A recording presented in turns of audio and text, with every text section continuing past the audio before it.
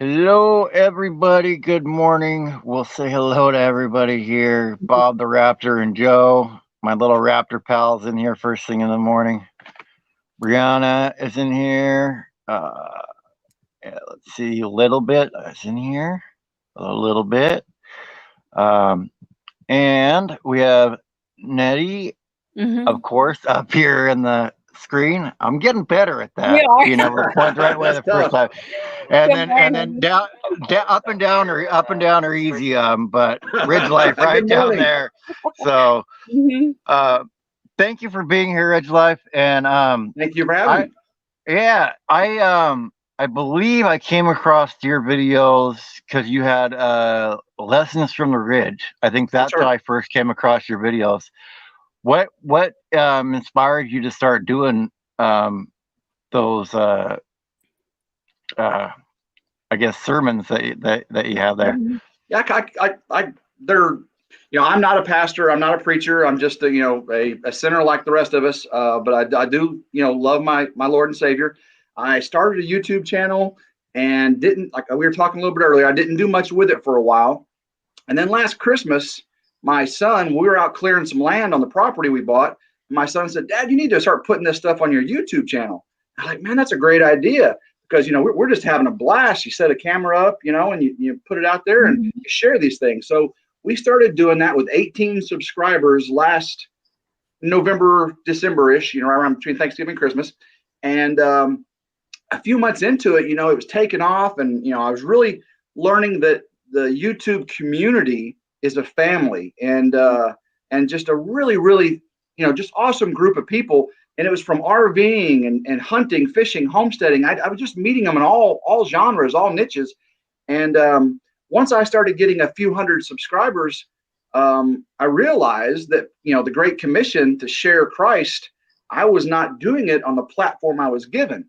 So I said, I've got to start doing something. So then on Sundays, I started producing a pre-made video with from areas of our property, the bees, the pond. I did one where I had the faith of Peter. I was on a kayak and I was standing and could I walk on water? And I stepped out in the water and I sunk, of course. And it was like January, February. It was so cold, or it was March maybe. But anyway, I started doing those to really, just talk about Bible verses and apply it to our lives here on the Ridge. And it was going great. People were connecting with it, and it was really a good. I had a calling that I couldn't just keep this YouTube thing to myself. I needed to share, what God's given me with other people, the Holy Spirit. Mhm. And then the whole COVID thing happened, and Oh yeah. so churches were closed and all that. So that's when we started going live. So now every morning, 9 a.m. Central, we go live for about an hour, and we pick Bible verses that are applicable today, and we read them, and then we talk about them, discuss them with the YouTubers or just with everybody in the chats, and it is awesome. I get probably more out of it than the people watching it, and it's just it was really a blessing. So I'm glad God allowed me to Mhm. do that, and thanks for joining to that. I appreciate that. Yeah, yeah. It was um because I was just looking around for um different stuff to be inspired by on YouTube, and I think yours was one of the suggested ones that came Wow. up through that.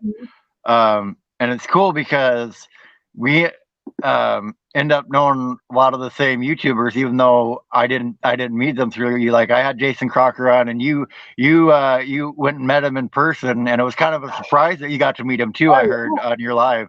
Yeah, totally blew me away. Totally surprised. The Corgills set that dinner up. We were going to go out and eat with the Corgills after we met with the Payne family, and Jason Crocker's sitting there at the table. And I was like, "Whoa, that's so cool!" yeah. Yeah, that's pretty cool. Were you watching him for a while before that happened? Yeah, I didn't really watch the Crockers when they were with Jared and Jalen too much. I'd seen him, but really when he started doing the Oklahoma thing and the tiny house, I really started getting into that. And of course, he's got so many characters. Dale and Kenny. I just love his character. Yeah. Yeah. Yep. Now, as far as your property, Tim, you've been on it since 2017? Yeah, we bought the farmhouse and the property around it. It's about 7 acres almost. Uh-huh. We bought that, and then about a year and a half ago, we bought the 30.45. Simple Life reclaimed those to the hundredth of an acre. Yeah. I love those Right. guys. The 30.45 acres adjoining our property behind it, and we just bought that about a year and a half ago, and now we're building a log home for my mom, Oh, with wow. my mom, not for my mom. She's going to be living in it. She's Yeah. retiring in it. It's a joint effort, but yeah, we've had this property and it is awesome. We love it. Oh, it's beautiful property. Thank you. Mhm. What is one thing that you've learned over these past 7 months, since it's taken off like that? Like, when did it start really getting traction that you were like surprised? Did you wake up one morning and you had a bigger chunk of subscribers than the day before? I was just talking to someone this week that I know it was Ernie Hatmaker. I was talking to Ernie Hatmaker. I don't know if y'all know her. Yep. She said, "Tim, do you ever wake up amazed that you have more than 18 people watching you?" And I'm like, every day I'm amazed because I'm just a simple guy out in the middle of West Tennessee, doing living my dream. It's definitely my dream. Yeah. But yeah, I was a couple. See, I had Ernie Hatmaker and Kevin from Lazy Pond Farm. They both really helped me in my channel. They did some promotions, and so I got to go from 50 subscribers, which took a while, to 150 pretty quick. And that's when I realized, wow, that the people I was meeting were way more important than the videos I was making, the content I was making. So really, the biggest thing I've learned since being on YouTube is I love the people. I love the community, and the content I put out is really secondary to the relationships I'm building. That's kind of why we did the Ridgelife Freedom Tour. When things opened up, in phase 2, phase 3 of whatever this is going on, and we were allowed to go state to state on our motorcycles and visit our friends. Yeah. That was cool. And that's really what I've just been blessed to do is meet really awesome people.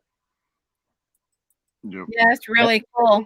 And then it seems like just back to your homestead, your property, you have a lot of projects that you're trying to get done. And the newest one that I just saw, you can get some horses. Yeah. We have got so many projects going on. The log home, and the log home, we started permits last fall, and it was so wet through the winter and everything. We just got some land cleared. I was doing most of the clearing myself. I did have a dozer come out and do some things, but this spring we got the foundation in, and now the timbers are being put up. So that's really one of the big projects that's going on. Of course, now what we're doing is chickens, barn repair, fence lines. We're doing rabbits. I just did a rabbit hutch, and we're going to start raising meat rabbits. Honeybees. I have 3 hives in our apiary. And of course, we want to get horses. Horses more for trail riding and just fence, just walk, for pleasure. That's more of a nicety. But then of course, hair sheep. We want to get hair sheep. We're going to build a pond on one of the fields, and of course, hunting. We are a big hunting family here. What is your favorite project that you've done so far on your homestead, with how it turned out, or just the process of doing it? Yeah, there's so many things that we have enjoyed. Some of them have been functional. That excuse me, have really turned out well. Some of them have just been for pleasure. Setting up the apiary with the bees. That's been fun. The barn repair. Getting all.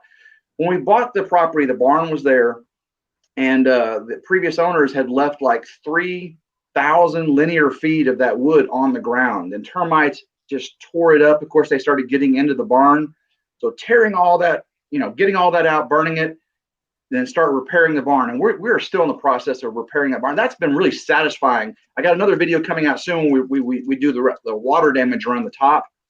That's been a real satisfying. Of course, we had a big sinkhole on the side of the ridge, and we moved in dirt and filled that in and got grass growing. That was really functional, but Now when I sit in my living room and look out to the barn on the ridge, it's just a very peaceful thing. I can't wait to do that, drink coffee, and watch the horses out there. Oh yeah. That's going to be amazing. So yeah, so many things, and I just feel blessed to be able to do any of them, because some people right now are going through a lot of tough times, and I want to make sure that here at the Ridge that we don't just say, hey, look at us, we're having so much fun. And we talk about that on Sundays, that we're praying for people, we're giving back to the community, we're helping out. So if there's any way we can help anybody, you need to reach out to your community, and make sure you're doing that too. Like I saw the Corgills, they had tons of eggs, and during a few months ago, they just grabbed up a bunch of cartons of eggs, and they went to all their neighbors and put them in their mailboxes and left notes. Cool. You gotta share. You gotta be good stewards. Definitely pay it forward, and that's what we're true believers in, is paying it forward. I pointed this way. Yeah, it's hard to get used to. Okay. There you go. Oh, there it is. I get it figured out. I'm not a pro like Bob there. Yeah. Well, you just like see, if you put something like I have this over here, that's a little trick so that I point the opposite way. Yeah. Definitely. Yeah. And I did see where you went to visit the Robertsons, and their property was beautiful as well, and their farm animals. Oh my gosh, that was really cool. Lisa Marie, the little goat with the blind in one eye. She's so sweet. Oh, we wanted to take her back so bad. Yeah. Now I don't know if you know, they're selling that property. They're downsizing. They are moving towards being debt free and starting over. So that they're selling the farm and all the livestock and all that. They're I think they're gonna rent for a little while. They're gonna get debt free, and then they're gonna buy an acre of land and start a homestead debt free. So I can't wait to watch that journey. Yeah, that's awesome. I really respect them for doing that too. Because they could continue on with what they've got, but really not be set up, for the future, for their retirement. But doing it this way, you got to respect them. Definitely. So do you have plans for Freedom Tour Part 2 or Freedom Tour number 2? Yes, we are talking. So many friends on the East Coast. Up north would be kind of hard, but we may do something there in the future. What we might do is, I've got some family on the East Coast. We trailer the motorcycles to the East Coast, and then we just go up and down to all the YouTube friends and family on the East Coast. So maybe I don't think this fall is going to work, but maybe next spring. Now, one thing we did learn from this is our first real big motorcycle journey, is not to schedule so many channels in so many miles in a day, because it was tough. I mean, it was. Oh yeah. Riding 300 or 400 miles is not too bad, but when you're trying to stop and visit people for an hour or two, you're getting up at 7 or 8. You're getting into the hotel at midnight. It was pretty tough. And then you do it again the next day. We ended up doing it for 9 days. It was supposed to be for 8 days, but I ended up missing 2 Mississippi channels, and they live so close. We just went the next day, and so 9 days we did that. Wow. So how long were you watching YouTube and people on YouTube before you decided to hop in and start your channel? I really before I started my channels, I was really only using YouTube for how-tos. I really didn't have any channels that I watched for entertainment too much. Stony Ridge Farmer is probably one of the first I started watching continuously, not just for how-tos. I think I started watching how-tos for him. And then, of course, from Stony Ridge Farmer was the Arms family and Keeping It Dutch, and just started going out. Then I started getting into the hunting channels. Then I started getting to the RVing travel channels, because we love to travel. And then I find that I'm broadcasting my phone to my TV, watching YouTube channels for fun and entertainment and not watching TV anymore, regular broadcast Yeah. networks and stuff. I just watch YouTube. I get up in the morning and I want to see what, Bob's shaving his beard off, and it's really better than watching some soap opera. Everything's a soap opera now, right? So right. It's all the same thing, just different day. And that's what we do as well, because now we've gotten so close to who we see that we're interested in what is happening in their life, and it's definitely a lot. It comes to where everything comes to heart, because you want to see how they're doing instead of the same old that you see every day on TV. So we don't watch TV that much as well. Yeah. And Ivy's Forge and Homestead said if you're going up there on the East Coast that you're welcome at his forge anytime. So. Oh yeah, I've watched Ivy Forge for a while. I'll hit some of the things are just amazing. I'm really into that kind of thing too. It's just pretty awesome. Mm-hmm. That would be a cool visit. Yeah. Is there anybody that's on your list on the East Coast that you'd really like to hit up? Well, one of my, Kevin from Lazy Pond Farm, he's probably one of the first close East Coast friends I got, and he supported. When he had about 3,000 subscribers, 22,000 subscribers or so when I first met him, and he had a goat kidding video where it was like over 1 million views, and I met up with him, and he did a incubator giveaway in our name to help our channel out. Just been a great friend ever since. He's almost in every one of our lives.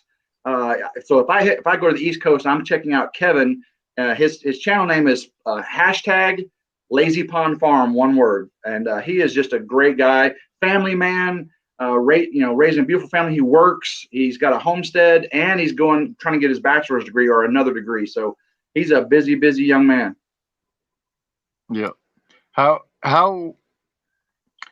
would you say, or I guess, what are some animals that you would recommend to people to start off with on a homestead, and what are some to stay away from? Well, I'm not an expert, that's for sure. But what I've learned in talking to all my homesteading and farming friends, of course, bees are so. Now, if some people don't like bees and they're scared of bees and everything, but bees are really great animals or insects to have because they produce so much honey. You can get hundreds of pounds of honey, and the wax, the comb. You can do pollen. You can do so many things with it. Medicinal and all that. And they really don't take that much effort. During the winter, you just got to keep them alive. Springtime, there's a lot of activity you do. Summertime, it's collecting honey, and then the fall, there's just preparing them for the winter. So bees are really good. Rabbits, what I've learned about rabbits is rabbits, you can get like 300 pounds of meat from rabbits a year, and rabbits are contained in a small amount of space. So you really don't need much space for rabbits, and rabbits can have babies like every 28 days, every month, and they're producing like 8 to 10 kits, and a rabbit can, domestic rabbits can get huge.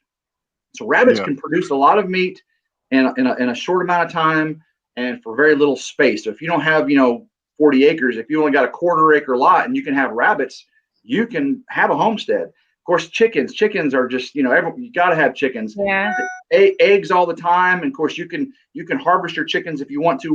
We really don't harvest our chickens here unless it's too many roosters. We got a video where we were plucking them and the feathers were flying and everything.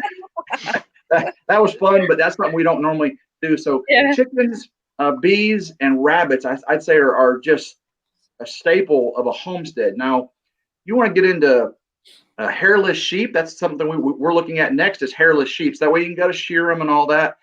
Goats are so cute. A lot of people have goats, but you got to goat proof your property because they will climb. They'll be on top of your car. They'll be on top of your house. They'll be. So we're not really going to do the goat thing, not yet. And of course, cows. You need a lot of space for cows. Cows take a lot.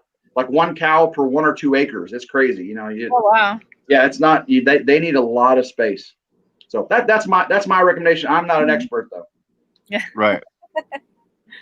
Whereas when you were looking for your homestead, did you guys like walk on there and know it was the place when you saw that one? We lived in a outside of Memphis. We didn't live.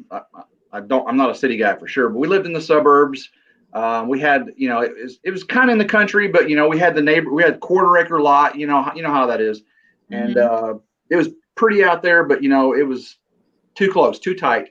So I got remarried. My new wife, of several years now. She's really outdoorsy and sporty and all that, and we just wanted to move out and just have peace and quiet.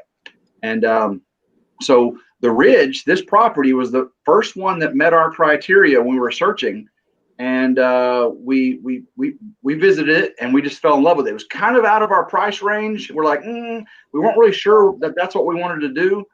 And then we looked around for another few months or 6 months or so, and we said, you know what? That first one we visited, that was us. God will provide a way if that's what we're going to do. And we bought it, and it has just been a blessing ever since. And it's just, it's just amazing. We fell in love with it. So yes, the very first property we looked at is where we were destined to be. That's for sure. Wow. Wow. That's really And cool. how did you two meet? Yeah. That's a funny story. I had kids. I was previously married for many, many years. Went through a divorce. It wasn't a nasty divorce or anything, but life happens, and unfortunately, that's something was out of my control. But then, so I moved out. I transferred my work division not too far, just outside of Memphis, and so I moved down here. And I was looking for a new church, and I started going to a Bellevue Baptist Church. It's a mega church. I've never been to a mega church before, and so I met some friends there, and we were doing that. And once things were settled and everything, I went on Christian Mingle. I don't know if you all heard of the dating site Christian Mingle.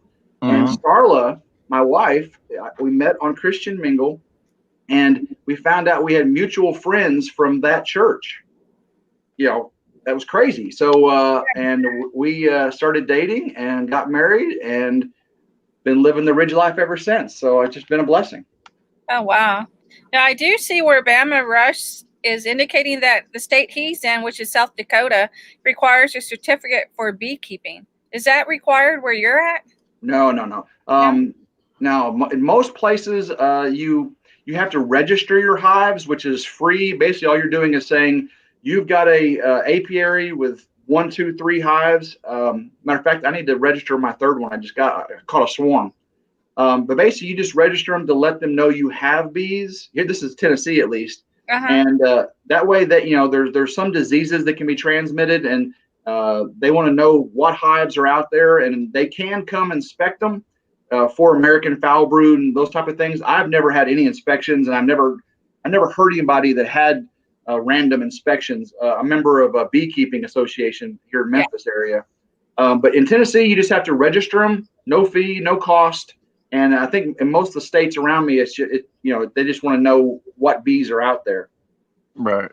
And Simple Life Big Adventures, they're from Tennessee as well. So they said hello from Tennessee. I love Tennessee. I'm originally from Missouri. I grew up in Missouri. I worked in Arkansas for a while. I was in the Navy for most of my career before where I work now, and came back to the Mid-South here. I just love the Tennessee area. I just love it. What's your favorite story from being there in the Navy? Like either with your buddies hanging out, or just some times that you had that really stick in your memory? Well, it's funny. It's funny you asked that, because when I was in a submarine, and when you ask surface Navy veterans, tell us a story, they always tell you about going into port and these crazy people they met and all the crazy adventures and stuff. When you ask a submariner, it's always about something that happened on the submarine, because we really didn't get to go. We were secret. You're underwater all the time. You go out. You hardly ever get to do the fun things that like the surface guys did. But one of the stories I had, so where were we at? We were in around Puerto Rico area, in the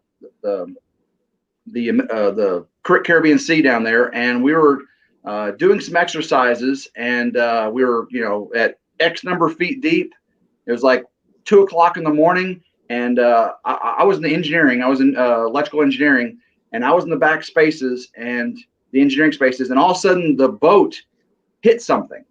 I mean, it shuddered and it kind of stalled, and we did it at what's called a emergency deep. So you're traveling along and something happens, you go deep. So we did an emergency deep, and we weren't going. It was kind of slowing us down. So then we surfaced. We had to come up to periscope depth to find out what happened. And what we thought happened was we had hit a fishing trawler, hit their net. Yeah. And we were like, oh no, there's gonna be dead fishermen and all that stuff. So we come up to periscope depth, and what we find is a Navy frigate, one of our own ships. And what we hit was their submarine detection device called a towed array. That's how quiet our submarines are, that our own government can't find us. We were under the water, and those guys, they use a device called a rainmaker, and it kind of makes us not be able to hear them. But we were going through, and we hit their towed array with our propeller and wrapped it all up. And so we had to come up, but luckily they were all fine. We were all fine, but we had to go on the surface to Kings Bay, Georgia. Now, modern submarines are not made to go on the surface of the ocean. They're like a bobber, And we went for 2.5 days on the surface. We couldn't go fast because all the steel that was wrapped around our propeller. So guys who'd been in the Navy for 20 years were getting seasick, and your food's doing this, just like on the movies. Your food's doing this, and it was terrible. But we pulled into Kings Bay, Georgia, and had to get all that fixed. But that was that was a crazy few days there. Oh wow. Ivy's Fortune Home said bubbleheads have no life at sea. No kids do. That's exactly right. Well, we would fill the hull of the ship and go, hey, we're in Puerto Rico. We go, hey, we're in the Arctic Circle, or hey, we're off the coast of Spain right now, because you feel the temperature of the water.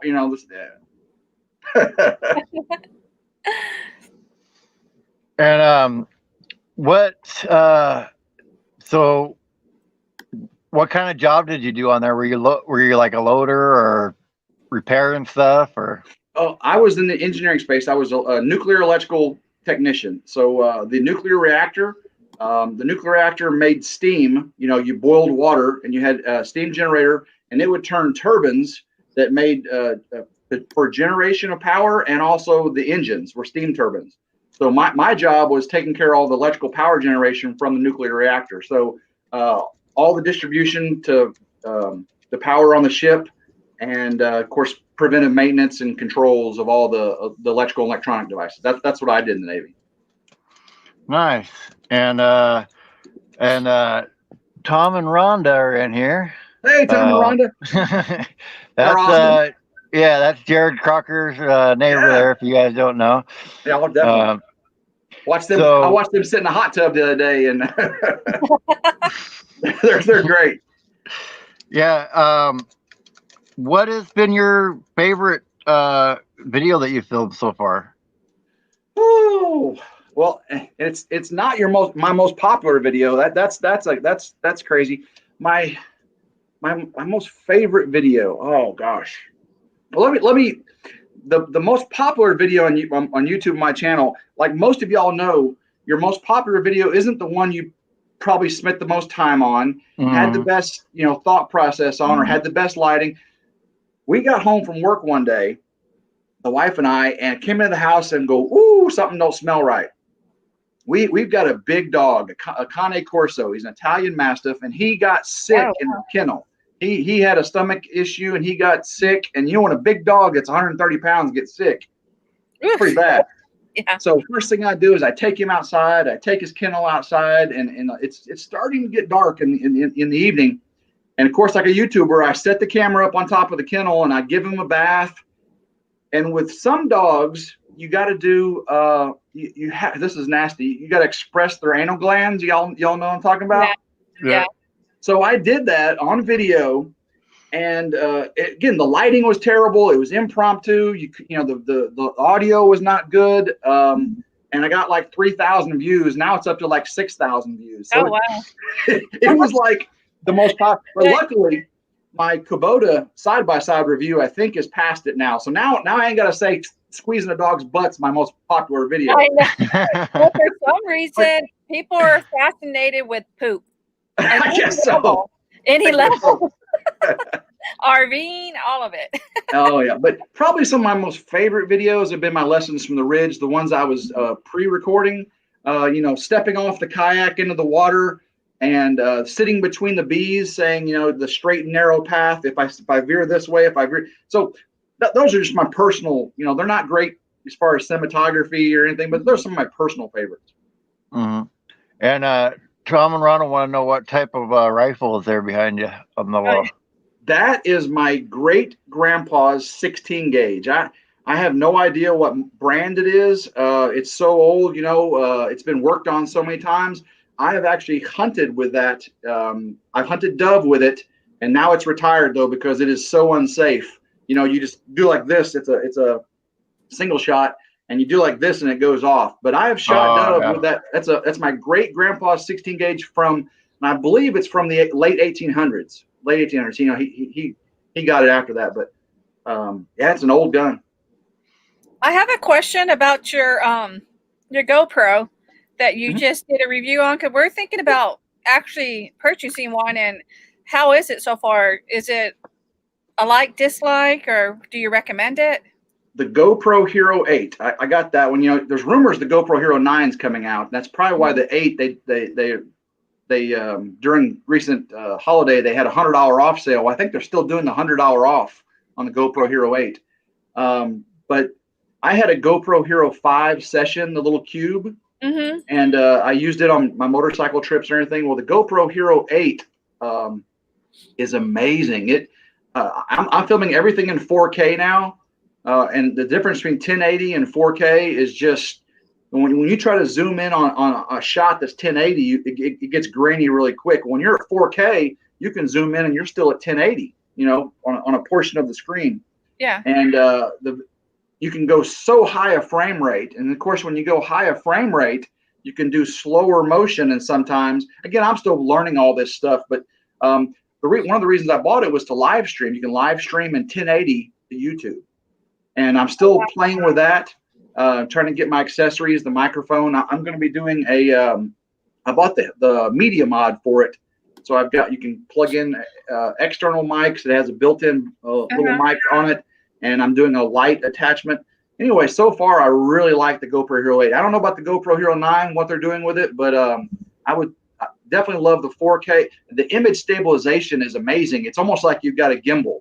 I mean, it really is nice. You really recommend it. I need to check into it. Yeah, I mean, for the price, GoPro, GoPro's a pricey brand, but with $100 off, it's a nice. Of course, it's not a camcorder like my Canon, and this is the Canon Vixia.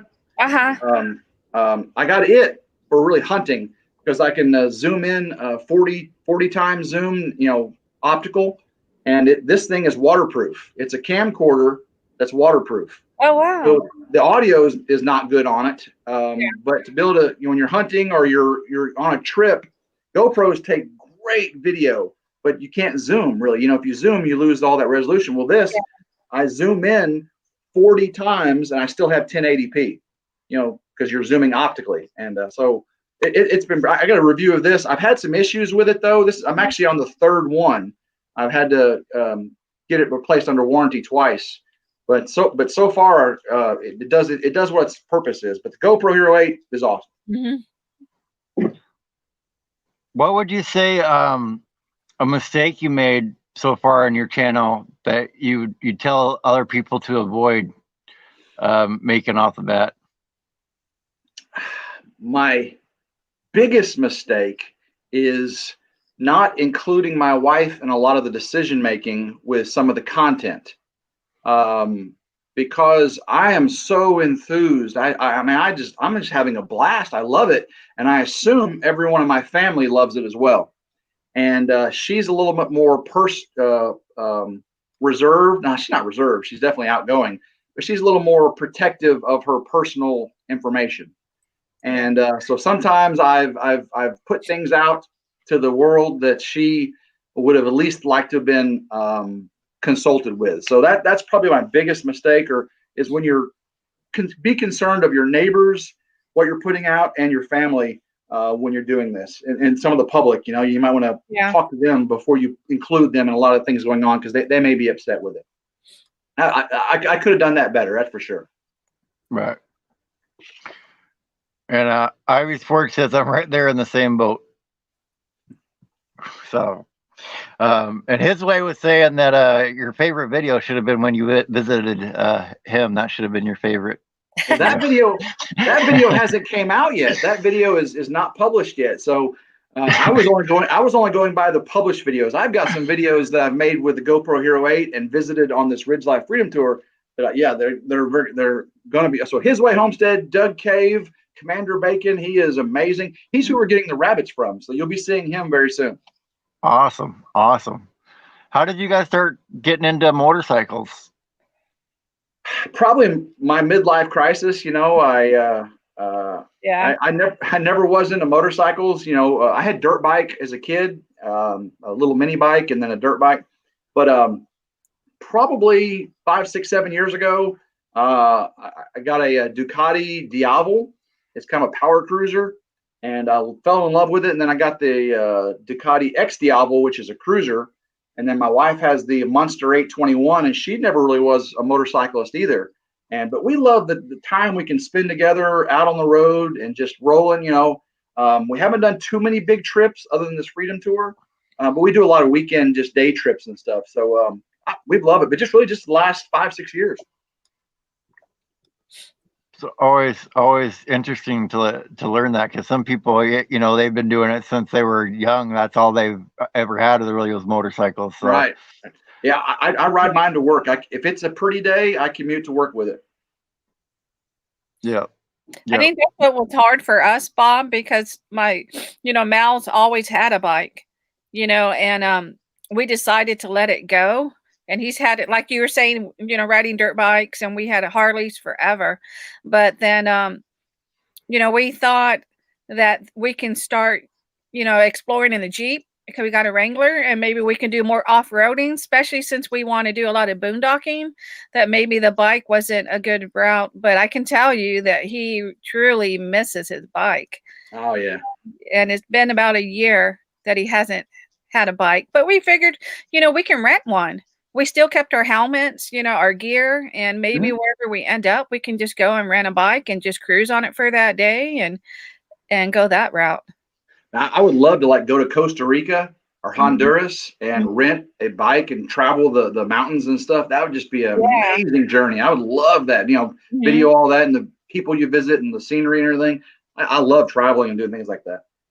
Yeah. Willow Grove, he has a 2013 Honda Shadow Phantom with 900 miles, and Epic RV Adventure says he used to have a BMW K1200, and he also loves Ducatis. And then K&R decided to finally show up. K&R destination. Hey, K&R, you guys are awesome. I think they have a bike as well at the moment too. Oh yeah.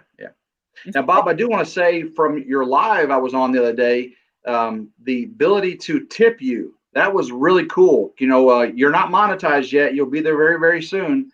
But when you talked about being able to tip, that process, I was surprised. I'd never done that before, except for your live the other day. Other than I've done super chats on YouTube. But the link that your stream thing is putting out, really simple to use. I clicked on it, and I already had a PayPal account, and it was easier than doing a super chat. Really, it was awesome. So if anybody hasn't done that to Bob's adventure yet, make sure you click on his link and try that tipping. It's really great. Help him out. Help him with his van bill. There you go. Yeah, I appreciate that, and it pops. I didn't really want to do it until I could do it almost like a super chat. So it pops up in the chat when people do it. And so I have it set up like that, and then run your guys' links as a thank you. But it was it was something I've been thinking about because I've been watching how everybody else does it for so long, and I wanted to set it up that way. So figuring out how to do it was really cool. And then it gives you notifications, right, Bob, as you're receiving them? Yep. It pops them up in chat. So yeah, for Yeah, that was sure. cool. That was really cool. Yeah, I recommend all channels that are have a subscriber base, family base like you have. If you haven't gotten monetized yet, try that out. It was pretty cool. And yes, Bama Rush. They take 30%. Oh yeah. When people do it, and then I've heard, and you have a little experience with this now because you're monetized, Tim. I've heard that if they use an Apple device, Apple takes some of it too. Well, yeah, you know what? That was kind of you mentioned that.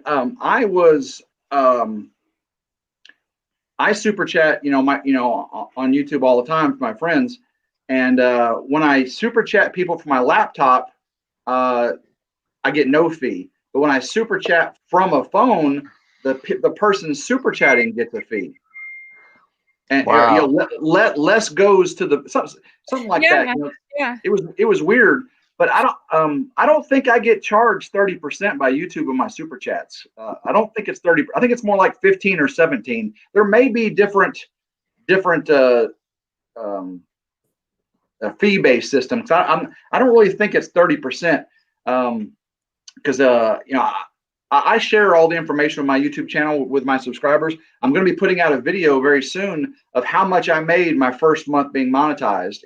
How it all works out, where the money comes from, and really, you get very, very little money from the views, the super chats. Super chats are really how your channels are supported. And I don't remember it being 30%, but it was bigger than I thought it was going to be. That's for sure. Right.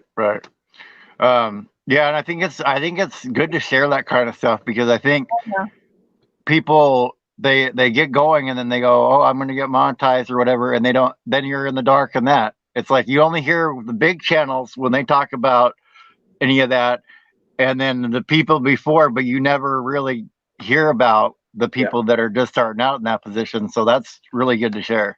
Yeah, I'm gonna do a screen captures, and show the analytics and where the money came from. I was expecting based on my viewership, because monetized views are not the same as views.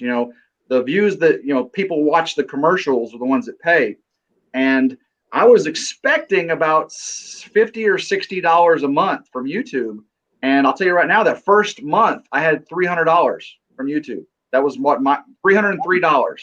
And I was like, wow, that's way more than I thought. Now the second month was like $150. But I was, because I'm not doing this for an income.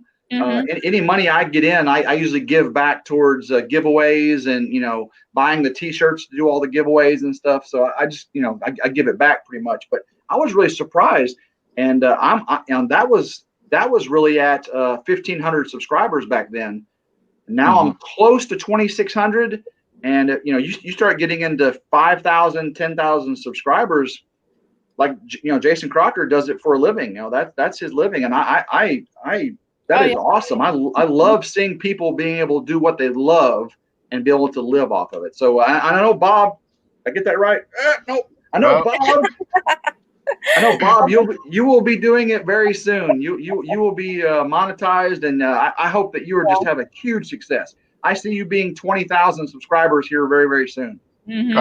I hope so, and that's part of the reason for going on the road, because from everything I've heard it's like Simple Rice Reclaim said, a lot of their stuff came from that little road trip they did for their property. That was so going on the road and doing this and helping build a channel is the whole purpose behind. Otherwise, I would just hang around here. I could film a bunch of stuff just around here, but the whole purpose is to go and build it up. And Lynn the Okie, if you would like to stay anonymous, you can. You just don't put your name in the name box, and it'll pop in as anonymous. And if you want to leave it that way, that's fine too. I don't care either way. But if you don't want to be anonymous, I do want to thank you and put your link in. That's all. So. Hey Bob, I think if you don't mind, I would love to do a real quick, simple giveaway. We're 45 minutes into this. I want to make sure that your viewers get a chance to be participating in this. I want to do a giveaway here on Bob's Adventures Live, and it's based on his channel. So if you're a follower of Bob's Adventure, you're going to know the answer to this question, and I'm going to give away a $10 Amazon card. I'll contact Bob to make sure you're actually a subscriber to Bob's Adventure. I want you to be a subscriber to Bob's Adventure to be eligible to win this. And well, everybody so that's in here is so far, so we're good. Awesome. Okay. So, simple question, and what I'll do is I'll go to your About page on YouTube, and hopefully you've got your email address, and I will contact you to make sure the right person gets them. And I'll talk to Bob too, probably, if there's any questions. And I will contact you and get you your information for your Amazon gift card. All right, so if everybody's ready, the other panelists here are going to be the judges for who wins this, because it's hard for me to see on my screen here as I'm talking. So the question for the $10 Amazon card is not rosy. It's not plum crazy. Those are some of the answers from previous giveaways. That's what His Way Homestead saying, plum crazy and rosy. No, that's not the answer. The question for the $10 Amazon card for Bob's Adventure is, Bob recently went to a pick-a-part and had to get a part for his van build. What part did Bob get and show on his live? He actually held it up. Somebody's going to win $10 Amazon card. What part did Bob get for his van build? He got from a pick-a-part place, and he showed it on his last live. Somebody's got to win this $10 Amazon card. Who watches Bob's Adventures lives and knows that he had this part and said he had to get this for his van? Somebody. Oh, nope, not a carburetor. Not a carburetor. Not a power steering pump. There we go. His Way got it. His Way got it. Homestead got it. Awesome. There you go. There you go. I've already got a $10 Amazon card. I got to send him for my last live Thursday night. So he's going to get two of them. He's going to get two of them. Good job. Good job, Bob. Good job, Doug. So you can tell Doug is a follower of Bob's Adventure. Yeah.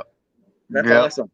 And by the way, I guarantee I wouldn't have gotten a carburetor for it because it's fuel injected. So that's one I can guarantee I wouldn't have gotten.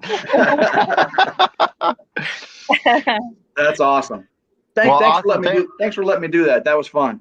Hey, thank you for doing it. So I really, really appreciate it. And that's actually because I didn't even give my 1,000 subscriber giveaway. It actually was on Gina Payne's show, or the show that we both do, and it was on her thing. So that was actually the first giveaway. So you have the credit to your name that you're the first giveaway. So and flex capacitor. Oh man, if that was real, I think all of us would like to have one of those sometimes in life. I am waiting for the power steering pump, but that's not what I went to the pick and pull to get. No. So, now, Bob, I do want to give a plug here. It's not really a plug for me. It's a plug to help everybody else out. You know, Facebook is a good way to share your videos, but most Facebook groups don't want you sharing YouTube links. They decline your posts and all that stuff. Well, I've got a Facebook group that I made, and it's open to all YouTubers. It's called Homesteading and Country Living by Ridgelife. If anyone wants to, and I'm not monetized on it, I'm not getting any money or anything, but I want people to be able to share their video links on Facebook. So, and the RVing guys, you know, that's country. You know, if you're traveling, checking things out, post on there, post your comments, post your recipes, post your adventures, post your video links, whatever you want. I want to make sure the community grows freely. So Facebook does not like that usually on groups, but my group is free and open.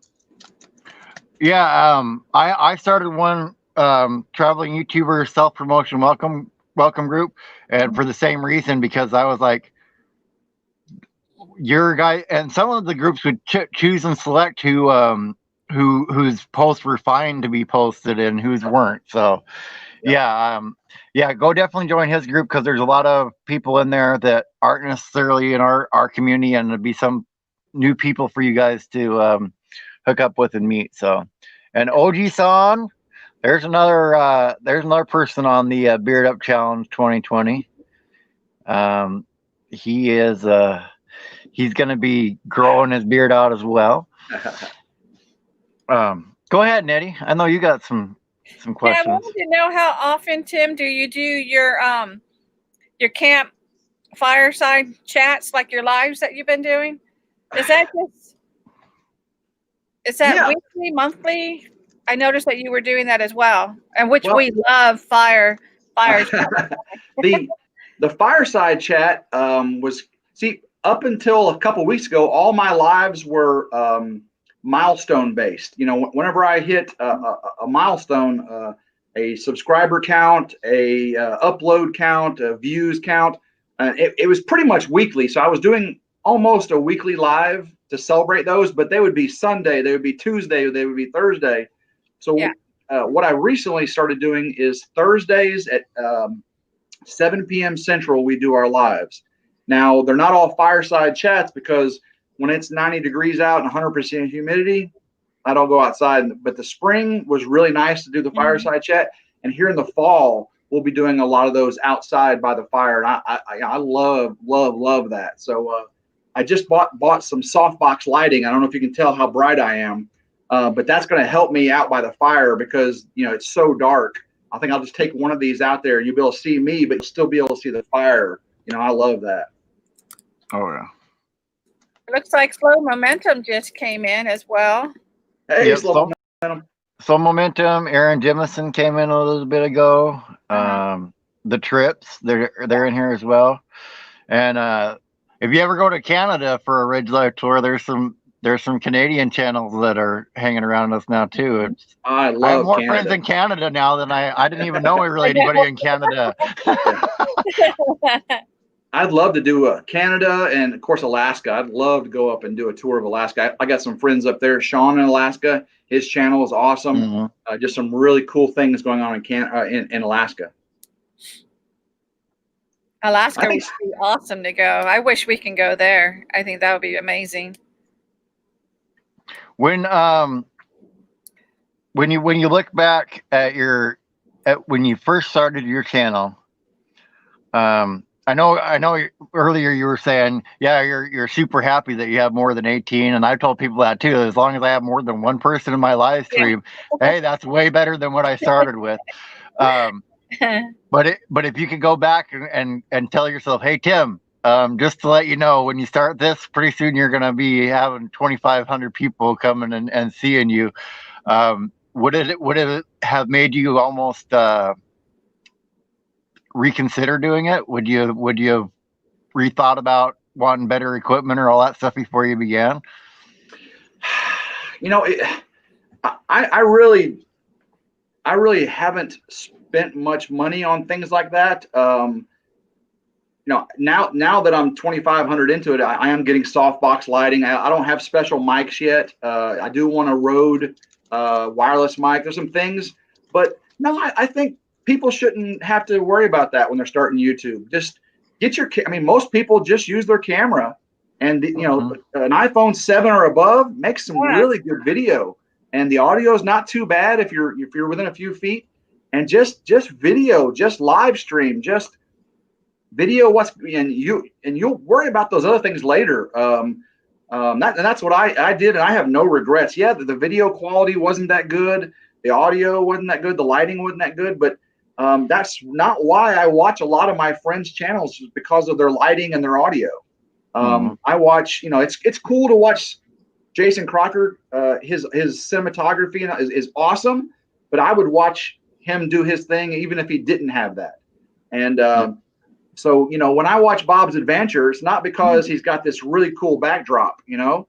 Even though even though I do like your window screen behind you in your van there. The Jack Daniels. Yeah, Jack Daniels. I see that all the time. So, but you know, that's not why we watch our friends on YouTube. It does help, and it will help in the future. But I don't regret any of that. And as I get better and as I learn things, I share those things with my friends. So maybe when they're starting out, they won't make some of the same mistakes I made.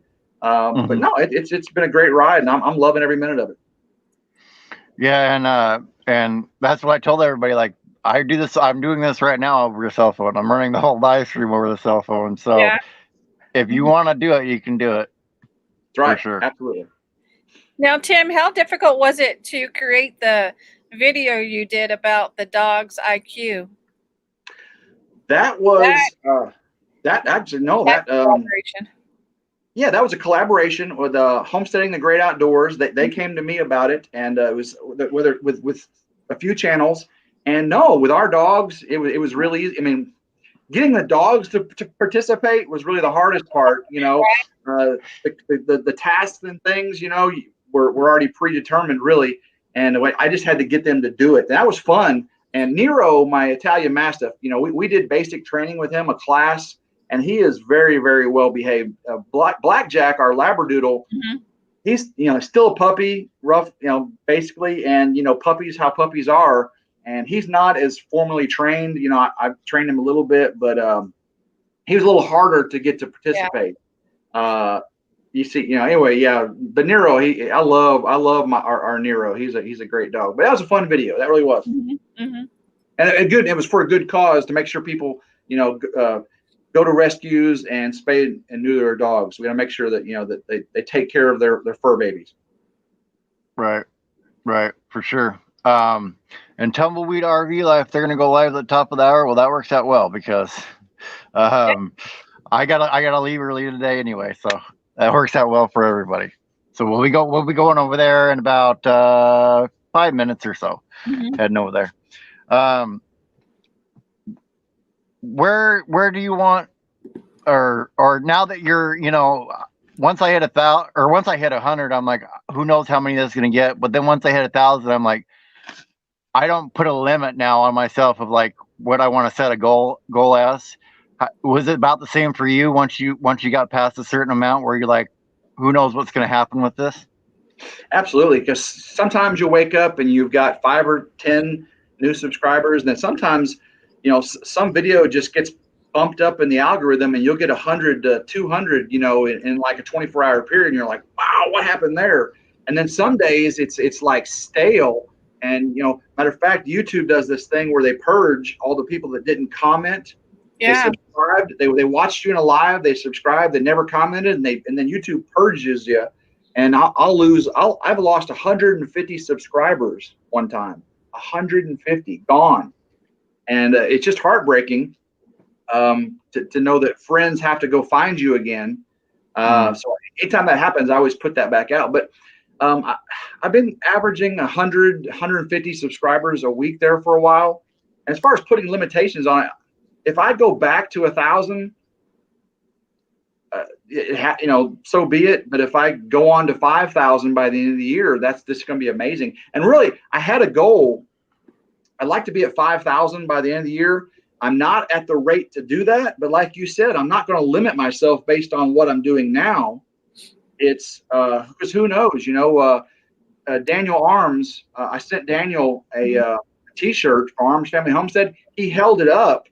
And I got like 30 subscribers from that. Right. Just him holding my T-shirt up, I got 30 subscribers in like 10 minutes when he released that video. Jason Crocker wears my shirt on 3 of his videos, and I get like 130 subscribers that weekend. You know, you just never know what's going to happen on YouTube. So whatever happens. I'm just having a blast. You know, meeting people like you all, getting the honor to come on and talk to y'all and talk to new friends like you've got in your chat room here. It's just amazing. I love it. So if I go down 1,000 or up 1,000, it's just all good to me. Yeah. And your shirts are red shirts because you did the Remember Everyone Deployed. I got red shirts on Friday, but I've also got black shirts and gray shirts. And then I've got special shirts that I'm sending to all the channels I visited. I did like a concert tee. You know how the concert tee has all the locations of the concert, Memphis, Tennessee. Oh, yeah.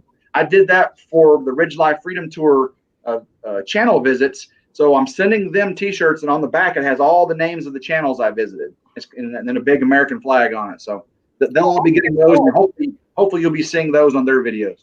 Yeah, that's awesome. Do you have anything else you want to ask before we get out of here, Nettie? No, I just really appreciate this time to. Oh man, I'm sorry. I thought you were asking me. I'm just happy to have him, you know, on the show because definitely his channel is awesome, you know, and I'm definitely going to be checking you out. Yeah, I love everything you've been doing in this community, and it's just great with all of us connecting, you know. Thank So you. definitely. Yeah. And I want to thank you for being on too, and go ahead and let people know who may just come in or whatever why they should go check you out. Well, Ridgelife, we are a not a homesteading channel. We're not a hunting, fishing, outdoors channel. It's all about the Ridgelife. So whether we're in a camper trailer going to the Ozarks trout fishing, or we're on our Ducati motorcycles running around the country visiting YouTube channels, or we're trapping, or we're fishing, or hunting, or raising chickens or bees or rabbits, or it's just our life. And of course, Sundays we share the word of Christ. And that's just our life. And I hope people can come to Ridgelife. It's one word, and sharing the experience. I love the comments. I love responding to all the comments. And when we do our lives on Thursday at 7 p.m. Central, I love seeing new channels come in. And if RVing channels come in, or coin collecting, or scrappers, or dumpster divers, I follow all those people, and I welcome all of them to our channel. Awesome. Yeah. I will see you guys on Monday. Got to do stuff for my church tomorrow, and I'll be over there watching Tim probably tomorrow morning too, because I figured out what service I'm on tonight. Not the same service that you're going, so I'll be able to watch both. So cool. I'll see you guys on Monday. Stop waiting for life to happen and make life happen, guys. I will see you Monday.